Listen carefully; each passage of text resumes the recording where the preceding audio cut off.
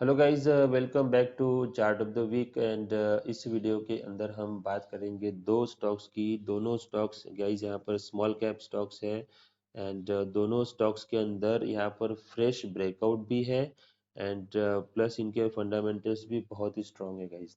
Okay and guys यहाँ पर अब निफ्टी में बहुत ही शानदार तेजी चल रही है। आई होप कि आपका पोर्टफोलियो भी बहुत अच्छे तरीके से ग्रो हो रहा होगा एंड एक इम्पोर्टेंट चीज़ बताना चाहूँगा कि किसी भी स्टॉक के अंदर गाइज यहाँ पर फोमो में आकर के आपको स्टॉक को बाय नहीं करना है एंड फोमो में अगर आप किसी भी स्टॉक को बाय करोगे तो आप यहाँ पर उस स्टॉक के अंदर ट्रैप हो सकते हो। ये बहुत ही इम्पोर्टेंट होता है। अगर आप यहाँ पर ट्रैप हो गए तो आपको एग्जिट 1 या 2 साल तक यहाँ पर एग्जिट नहीं मिलेगा गाइज। ओके, अगर आपको मेरी इस बात पर अगर आपको बैक टेस्ट करना है तो आप यहाँ पर आरती इंडस्ट्रीज का चार्ट देख लीजिए। उसके बाद आप अल्काइल अमाइन का चार्ट देख लीजिए जिसको हमने इन वीडियोस के अंदर डिस्कस किया हुआ है। बालाजी अमाइंस का चार्ट देख लीजिए। ये सारे केमिकल मल्टीबैगर स्टॉक्स हैं, लेकिन जब इनका टॉप बना उसके बाद इन्होंने 2 साल तक यहाँ पर परफॉर्म नहीं किया है। तो अगर आपको इस चीज़ों को अगर आप बैक टेस्ट करना है तो आप इन वीडियोस को देखिए। आपको यहाँ पर पता चलेगा कि किस तरीके से स्टॉक्स ने करेक्शन किया है। सॉरी। ये बहुत इंपॉर्टेंट होता है एंड फ्रेश ब्रेकआउट आने वाले जो स्टॉक्स होते हैं उनके अंदर आपको एंट्री लेनी चाहिए।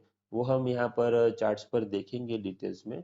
तो सबसे पहले हम निफ्टी का चार्ट देख लेंगे। निफ्टी का ये वीकली चार्ट है गाइस एंड वीकली चार्ट पर अगर आप देखेंगे तो इस फ्राइडे 21,700 पॉइंट्स के अराउंड निफ्टी ने क्लोज किया है एंड निफ्टी के अंदर यहाँ पर देखो गाइस, यहाँ पर जब ब्रेकआउट दिया था निफ्टी ने तो यहाँ पर निफ्टी ने ब्रेकआउट दिया था 18,800 पॉइंट्स के अराउंड। उसके बाद निफ्टी ने टॉप लगाया था 20,189 पॉइंट्स का। उसके बाद यहाँ पर रीटेस्ट किया था। सो अप्रोक्सीमेटली यहाँ पर निफ्टी 1,200 पॉइंट्स ऊपर जाने के बाद यहाँ पर रीटेस्ट किया था। अभी फिर से ब्रेकआउट आया है इस वाले जोन का, लेकिन यहाँ पर जो गैप पड़ा है ये गैप बहुत बड़ा है। अगर निफ्टी इस गैप को फिल कर देता है इसी जगह पर, यहाँ पर अगर निफ्टी 21,700 पॉइंट से नीचे आकर के 20,200 पॉइंट्स के अराउंड आकर के ये जो गैप है ये अगर फिल हो जाता है तो ये बहुत ही अच्छा सिनेरियो रहेगा। अगर बहुत ऊपर जाकर के फिर गैप फिल करने आएगी तो हमारे जो पोर्टफोलियो होते हैं उनके अंदर ज़्यादा करेक्शंस हमें दिखाई देंगे। ओके, तो देखते हैं अभी फ्यूचर में क्या होता है। लेकिन निफ्टी का चार्ट बहुत ही स्ट्रांग है एंड ऐसा नहीं होता है कि हर बार निफ्टी यहाँ पर गैप फिल करने के लिए आएगा ही आएगा। आई थिंक ऐसा ही गैप यहाँ पर भी आपको दिखाई देगा। ये देखो, ये जो गैप है गाइज ये नवंबर 2020 का है। सो नवंबर में भी ऐसा गैप रनअवे गैप छूट गया था, लेकिन उस गैप के बाद यहाँ पर आप रैली देखिए, कितनी शानदार रैली दी है निफ्टी ने। सो ऐसा भी हो सकता है कि ये इस गैप को फील ही ना करे। लेकिन हम दोनों सिनेरियो को लेकर के चलना होता है हमें। ओके, ये निफ्टी का सिनेरियो हो चुका है। निफ्टी के अंदर स्ट्रांग चल रहा है। ऐसा भी हो सकता है कि निफ्टी यहाँ से 24,000 भी हो जाए। ओके, हम कुछ नहीं कह सकते, लेकिन हमारे हाथ में एक ही चीज़ होती है, हमें हमारा स्टॉप लॉस ट्रेल करना चाहिए एंड हमारे जो बढ़ने वाले स्टॉक है। एक बहुत इंपॉर्टेंट चीज़ मैं बताना भूल गया। देखो गाइज, अगर कोई स्टॉक आपका बहुत अच्छा प्रॉफिट दे रहा है आपके पोर्टफोलियो के अंदर, तो उसके अंदर ग्रेजुअली आप यहाँ पर हर ब्रेकआउट के ऊपर उसको ऐड करें। ओके, हम क्या करते हैं, जिस स्टॉक के अंदर प्रॉफिट आ रहा है उसको सबसे पहले हम बेच देते हैं, उसके अंदर प्रॉफिट बुक कर लेते हैं और जो स्टॉक हमें यहाँ पर लॉस में है उसको हम होल्ड करके रखते हैं। तो इस मेंटेलिटी से बाहर आकर के जो स्टॉक लॉस में है उसको सबसे पहले बेच देना चाहिए एंड जो स्टॉक यहाँ पर प्रॉफिट में है उसके अंदर एवरेज करना चाहिए और अपने स्टॉप लॉस को ट्रेल करना चाहिए गाइस। ओके, ये बेहद इंपॉर्टेंट चीज़ें होती हैं, इसी को आपको इम्प्लीमेंट करना है एंड आप देखेंगे तो बहुत ही ड्रास्टिकली आपके प्रॉफिट्स बढ़ेंगे गाइस अगर आप इस तरीके से सोचेंगे तो। ओके, तो हम सबसे पहली हमारी कंपनी जो है उसके ऊपर ऊपर चलते हैं। सो गाइस, यहाँ पर सबसे पहले जो कंपनी है उसका मैं सबसे पहले आपको फंडामेंटल्स दिखाऊंगा। उसके बाद हम यहाँ पर स्टॉक का चार्ट देखेंगे। सो गाइज इस कंपनी की क्वार्टरली सेल्स अगर आप देखेंगे तो यहाँ पर आप देखिए वो जो दिसंबर 21 की जो क्वार्टरली सेल्स थी वो 159 करोड़ की थी। 22 में अगर आप दिसंबर 22 में देखेंगे तो 180 करोड़ की हो चुकी है। देन 97 करोड़ से लेकर के बढ़ के 110 करोड़, देन 86 करोड़ से बढ़ के 108 करोड़, उसके बाद 116 करोड़ से बढ़ के 130 करोड़। ओके। इस कंपनी का ऑपरेटिंग प्रॉफिट मार्जिन गाइस देखिए बहुत ही अच्छा है, 32% का यहाँ पर ऑपरेटिंग प्रॉफिट मार्जिन है। एंड इस कंपनी ने 30 to 35% के अराउंड यहाँ पर ऑपरेटिंग प्रॉफिट मार्जिन को मेंटेन करके रखा है। बहुत ही अच्छा ऑपरेटिंग प्रॉफिट मार्जिन है इस कंपनी का। ओके। एंड यहाँ पर अगर आप प्रॉफिट एंड लॉस स्टेटमेंट के अंदर अगर आते हैं तो ईयरली सेल्स आप अगर आप देखेंगे तो ईयरली सेल्स 2018 में 418 करोड़ की थी। फिर वो कोरोना की वजह से यहाँ पर इस स्टॉक की सेल्स 306 करोड़ तक नीचे आई थी। एंड अगेन मार्च 2022 से स्टॉक की जो सेल्स है वो यहाँ पर लगातार इंक्रीज हो रही है। एंड 390 करोड़ टू इस साल अगर आप देखेंगे तो वो 528 करोड़ तक इस कंपनी की सेल्स हो चुकी है। ओके। अगर आपको मल्टीबैगर स्टॉक को अगर पहचानना है तो आपको सबसे पहले इसकी सेल्स देखनी चाहिए कि इस कंपनी की सेल्स कंटिन्यूअसली इंक्रीज होने वाली होनी चाहिए। ओके। एंड दूसरा इम्पोर्टेंट यहाँ पर ऑपरेटिंग प्रॉफिट मार्जिन जो है वो इंक्रीज होते हुए होना चाहिए या तो फिर स्टैटिक होना चाहिए। ओके। ये तो इस कंपनी का ऑपरेटिंग प्रॉफिट मार्जिन जो है वो ईयर ऑन ईयर बेसिस पर इंक्रीज हो रहा है। ये बहुत ही अच्छा होता है गाइस। ओके। बहुत ही इंपॉर्टेंट पैरामीटर होता है। एंड नेट प्रॉफिट की अगर आप बात करेंगे तो यहाँ पर कोविड के अंदर माइनस में था यहाँ पर। एंड अभी अगर आप देखेंगे तो वो 49 करोड़ से बढ़ के 96 करोड़ तक इस कंपनी का नेट प्रॉफिट हुआ है, जो कि यहाँ पर आई थिंक डबल हो चुका है गाइस। एंड ईपीएस भी इस कंपनी का डबल हो चुका है, 11 रुपीज का ईपीएस हो चुका है गाइस इस कंपनी का। एंड इसकी बैलेंस शीट अगर आप देखेंगे तो रिजर्व्स इस कंपनी के आप देखिए 300 करोड़ से बढ़ के 536 करोड़ के रिजर्व्स हो चुके हैं इस कंपनी के।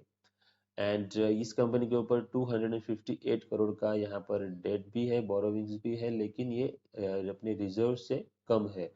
सो ये अच्छी बात होती है। एंड एक बहुत इंपॉर्टेंट चीज़ गाइस, इस कंपनी का जो कैश फ्लो है वो हर साल यहाँ पर पॉजिटिव कैश फ्लो कंपनी ने जनरेट किया है गाइस। ओके।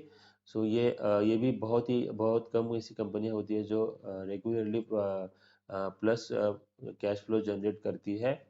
एंड इसके अगर आप यहाँ पर शेयर होल्डिंग पैटर्न देखेंगे तो प्रोमोटर्स के पास यहाँ पर 27% का प्रोमोटर होल्डिंग था, वो यहाँ पर 1% से कम हुआ है, 26% का है। लेकिन एफ आई आई जो है वो यहाँ पर 7% से बढ़ते हुए 20% तक एफ आई आई ने इंक्रीज किया है गाइस, 20%। ये कम नहीं होता है, 1% से भी बहुत ज़्यादा यहाँ पर फर्क पड़ जाता है, लेकिन इनके पास 20% से एफ आई आई ने इंक्रीज किया है guys. And T I S भी देखिए गाइस, 8% से बढ़ के 17% तक डी आई एस ने भी अपनी होल्डिंग को इंक्रीज किया है गाइस। ओके। एंड सबसे इम्पोर्टेंट मल्टीबैगर स्टॉक का जो एक क्राइटेरिया होता है वो मैं बताना चाहूँगा।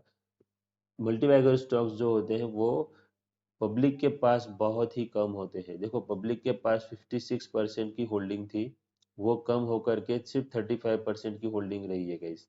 एंड सारा जो होल्डिंग है वो यहाँ पर F I S and D I S के पास है गाइस। ओके। सो ये बहुत ही इंपॉर्टेंट चीज़ें होती हैं। तो हम इस कौन सी कंपनी के बारे में डिस्कस कर रहे थे, तो हम बात कर रहे थे सुला वाइनयार्ड्स लिमिटेड इस कंपनी के बारे में। एंड इस कंपनी का मार्केट कैप गाइस 4678 करोड़ का है। एंड इस कंपनी का जो आर ओ सी है वो 19 है, आर ओ ई यहाँ पर आप देखेंगे तो वो 18% का है। एंड इस कंपनी की सेल्स ग्रोथ का इस 5 ईयर्स की 3% है, 3 ईयर्स की 8.39% है, एंड सेल्स ग्रोथ यहाँ पर इस साल 15% की है। ओके। इस कंपनी के कोई भी शेयर्स यहाँ पर प्लेज नहीं किए हैं। एंड कंपनी थोड़ी सी महंगी है क्योंकि फंडामेंटली स्ट्रॉन्ग कंपनी है, तो इसलिए इसका थोड़ा सा जो पी है वो ज़्यादा है इंडस्ट्री पी से। ओके। सो ये अभी इस कंपनी का हमने फंडामेंटल्स एनालिसिस किया है। अब हम इस कंपनी का चार्ट देखेंगे। तो हम सुला वाइनयार्ड्स का चार्ट ओपन कर लेते हैं। ओके, सुला वाइनयार्ड्स का ये यहाँ पर वीकली चार्ट है, एंड वीकली चार्ट पर आप देखिए यहाँ पर क्लियर कट ब्रेकआउट आपको दिखाई देगा, वो भी बहुत ही शानदार वॉल्यूम के साथ।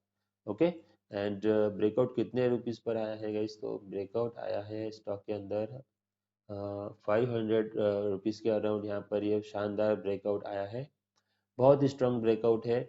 एंड ये कंपनी लिस्ट हुई है गाइज 22 में, दिसंबर 2022 में लिस्ट हुई है, लेकिन लिस्ट होने के बाद कंटिन्यूअसली ये जो स्टॉक है ये अप ट्रेंड में आपको दिखाई देगा। एंड किसी भी स्टॉक को अगर आपको बाय करना है तो आपको वीकली चार्ट पर आकर के आप ट्रेंड लाइन लगा करके देखिए कि ये स्टॉक अप ट्रेंड में है या डाउन ट्रेंड में है, तो आपको ये स्टॉक अप ट्रेंड में दिखाई देगा।